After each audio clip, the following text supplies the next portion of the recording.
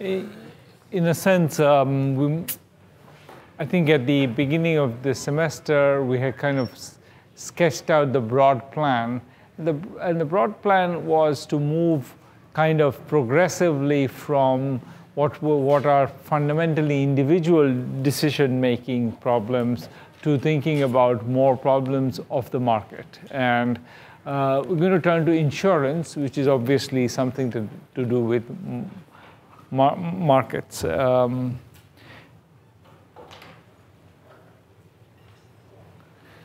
So here's by way of background.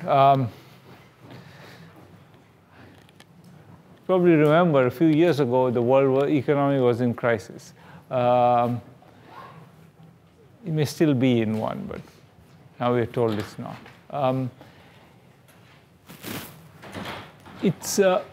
So this is a quote from the president of the World Bank, who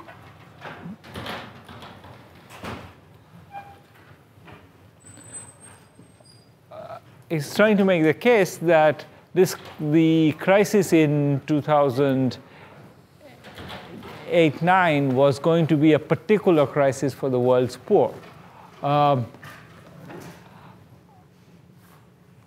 And that's not implausible. You might imagine that if you are that much closer to survival, or you have fewer resources, then anything that goes wrong is likely to hurt you more. So that's not an implausible idea. I spent a couple of days with a New York Times reporter, the New York Times bureau chief in India, in the pursuit of this story. So I was going for something else, and she came along with me. And she was looking for people who this was in a part of rural India, in a very poor part of rural India. And her whole idea was that she's going to go there, and like Zelig, she was wondering how these people in the villages who go to the city to work as maybe laborers, how they would be affected by this global crisis. So she wanted to, this is the New York Times, so she wanted to link up what's happening in poor parts of rural India with what's happening in New York. So that made perfect sense. And the problem was that nobody seemed to know there was a crisis. In fact, so she would go and ask people, have you heard about there's a crisis in the world? Is that affecting your job prospects? And one striking fact was this was in a part of rural India that's pretty backward. The areas we were mostly conservative Muslim families. A lot of the migrants had come home for a Muslim religious festival. So there were a lot of the migrants were there. We could talk to them. And to the man, literally to the man, they said, no, what crisis? There are jobs for anybody who wants a job. It was like everywhere. We went to the train station to look for migrants coming back from having lost their jobs in the cities. In fact, we found tons of migrants who were leaving for the city on the train. So basically, the story never got written. And New York Times never had this story because there was never anything to be found. And it was kind of striking how disjoint these two worldviews were. Now, that doesn't mean, I think it was clear that if you looked at the data, there were people who were losing jobs. I mean, some construction projects had been shut down. There were certainly some jobs being lost. I think the real reason why this didn't show up in people's kind of intellectual map as a very big deal is not because some bad things were not happening, but it's more that they're used to having like jobs being lost and having to find jobs and things like that as a normal part of their life. That In other words, the amount of risk that they normally bear is so large relative to any, our perception of risk. I'll show you some numbers in a bit. Our perception of risk, that this was seen as normal turnover. Certainly some jobs were being lost, but you find another job. And the basic difference came from, I think, their calibration of what is unreasonable amount of risk. Our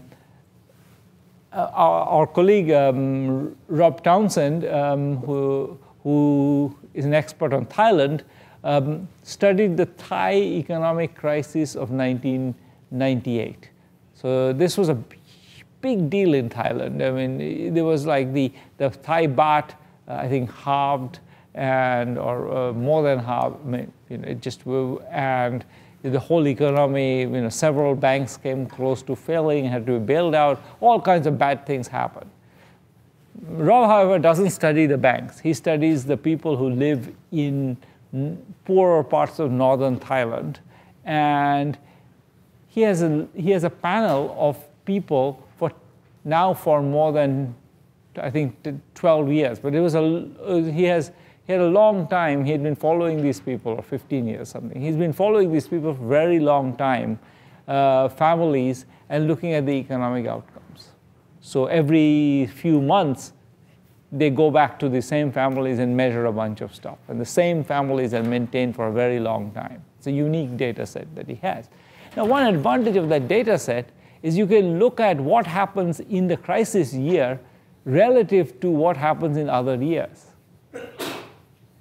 You're having a data set of the same families for a very long time. Just descriptively, you can just ask, what changed in the crisis year? And I think his number, which I still, he presented this at a conference before he came to MIT, and I had to be the commentator. And the number was, sort of, in a sense, it was almost unbelievable till you think about it. So he found that 2% of the variation in their income was attributable to the crisis. The 2% of the variation of income of these families so if you look at a family, its income varies every year, every 6 months. So you can just look at the total variation in income, and then you can attribute a particular part of that to the crisis. What was extra in a crisis? And I think his calculation was about 2% more for the crisis. So that's just, the reason I make that point is not to say that the poor are very, very well off, but the opposite. That their normal exposure to risk is so high that this additional pieces that come from global crisis is extremely small part of it. And that's sort of, I think, the way to think about it is that there's a ton of risk that any poor person bears all the time, and then there's some stuff that happens which we think are important, like what's happening in New York. And they're important for MIT. MIT, as soon as the crisis hit, the first thing that happened is that we used to get free lunch on Mondays and Tuesdays, and that was shut down. So, it was very important. We got some risk from that, but if you think of these people, they're not getting any free lunches in any case. And so the amount of uncertainty that they deal with on a day-to-day basis dwarfs any uncertainty that might come from specific episodes like the Thai banking crisis of 1998.